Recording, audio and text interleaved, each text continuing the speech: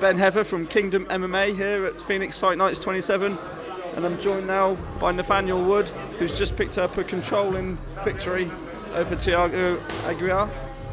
How does it feel to get the win and get back to the to winning ways today? It feels great, to be honest. It's been a long day, you know. I thought I was going to be on it about 3 hours ago, so I've been warming up for probably the past 2.5 hours. It feels good, to be honest. I was saying the other day that I've never gone to a decision. And for me, don't get me wrong, it's great because I can turn around and say, oh, I've never gone to a decision, blah, blah, blah, but I haven't had much cage experience, you know? So it's all well and good getting a first round knockout or a first round sub or whatever, but it feels nice to actually go the full distance, you know? I caught him on the first round at the end with a counter right hand, and I was adamant that I was going to get that again, but to be honest, I'm happy that I've got a bit of experience behind me now. Would you say that's part of the reason that played into it in the second round? It showed that he had him hurt with the left leg. He was walking on it pretty bad, kept changing his stance, and you almost kept your composure and just kept going with what you were doing.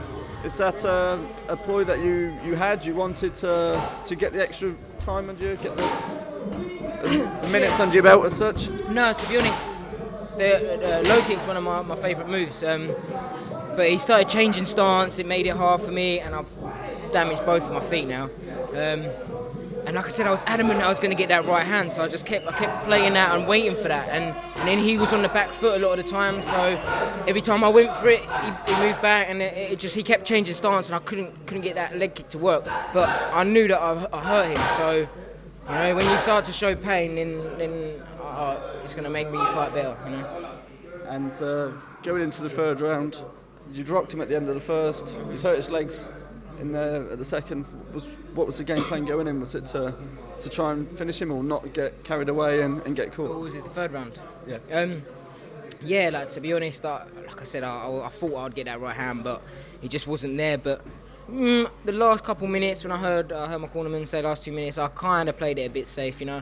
I was thinking to take him down because just mix it up a bit, you know. But I just felt like I knew I'd won. I knew I could just kind of play the last round safe.